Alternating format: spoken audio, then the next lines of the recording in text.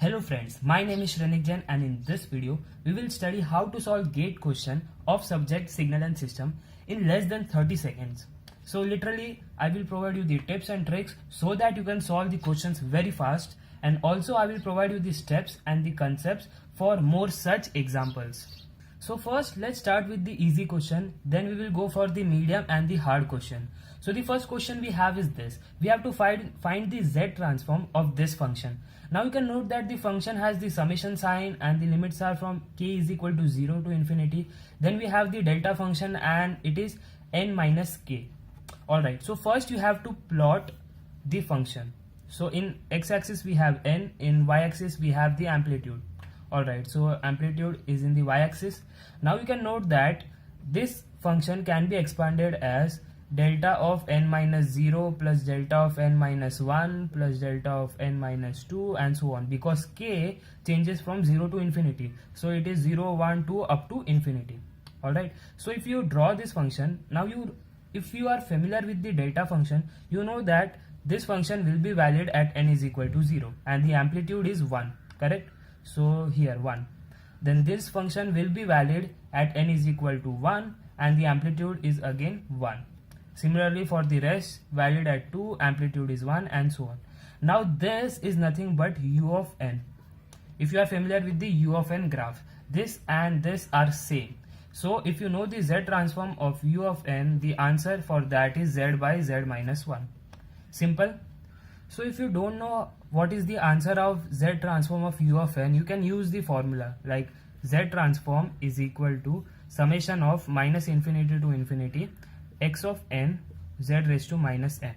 Now this range is for n, like n ranges from minus infinity to infinity, but for u of n it starts from 0 to infinity. So we have 0 to infinity, then x of n means our input is nothing but u of n. So u of n is already gone here, like 0 to infinity, then we have this. Now this is nothing but, if you know the formula, like if we have 0 to infinity and we have here c raised to n, then the answer for this is 1 by 1 minus c. So what will happen here? 1 by 1 minus z raised to minus 1. This is nothing but z by z minus 1. Now these are the two ways you can solve this question. But there is a problem. If you follow this standard way like you solve in the academic paper, you will waste lot of time. You can see that lot of time is wasted, this many steps. And I highly recommend not to follow this. So please never follow this unless the function is very typical and very unknown, then you have to follow this.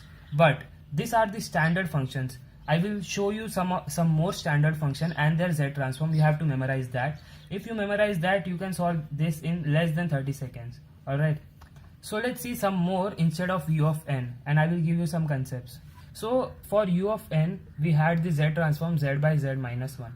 Suppose the question was let's say n times u of n, then the answer was z by z minus 1 the whole square. Now let's take that in the generalized way. Suppose I have a raised to n u of n, then the answer would be z by z minus a. Now a was 1 here, so 1 raised to n is nothing but 1. So 1 into u of n would be z by z minus 1. So these are the generalized way, and for this the generalized way is, let's say, n into a raised to n u of n, correct? So the answer for that is z by z minus a into a by z minus a. So z by z minus a into a by z minus a. So these are the generalized formula, and typical formulas like what is the z transform of delta of n? 1. What is the z transform of delta of n plus a? Then it would be z raised to a. Whatever is the value here, raise that to the power of z. Suppose it was delta of n minus a, then the z transform would be z raised to minus a. Simple. Now this applies for x of n also. Suppose I have x of n, then the z transform is x of z.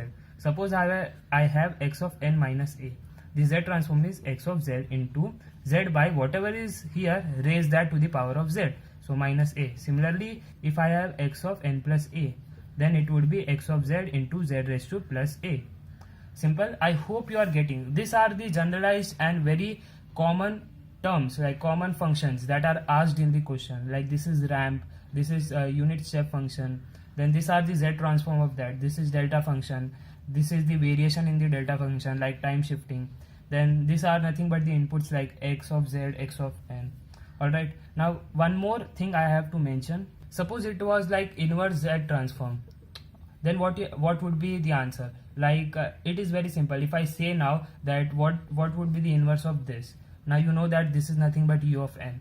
But there is one typical type of question that is been asked many times. Suppose I have to answer this z raised to, let's say, -1 upon z minus 1 the whole square. If this is the case, then what is the answer? Now this is hard? No, this is easy. What you have to do, you have to multiply divide by z, then you will get, so if you multiply divide by z, you will get this. Now this can be clubbed and let's take that out. So z raised to -2, then this is z by z minus 1 the whole square. Now you are familiar with this. This is nothing but n times u of n, but this is remaining. So what is the power here? Just add that. So n minus 2 u of n minus 2. Alright. So I hope you are getting this. Let's take one more example for your reference. Suppose I have z square upon z minus 1 the whole square. Please solve this. If the question is z square upon z minus 1 the whole square, then what would be the inverse z transform of that? So the answer for this is, take the z out and then we have z by z minus 1 the whole square. So basically we are trying to put that in the function of n into u of n. Whatever would be the question, try to put that in the form of z by z minus 1 the whole square. And that's why you have to manipulate this. Like in this you are manipulating by multiply divide by z. But here how you are manipulating, take that z outside, then this can look like n into u of n. Then what is the power here? Plus 1, correct? So the power here was 1, correct? And the power here was -2. If this was the power -2, what you have done, added that like n minus 2 u of n minus 2. Similarly the power here is 1, add that like n plus 1 u of n plus 1. So this is the answer of that. So this was the typical types like Z transform, inverse Z transform asked in the GATE question.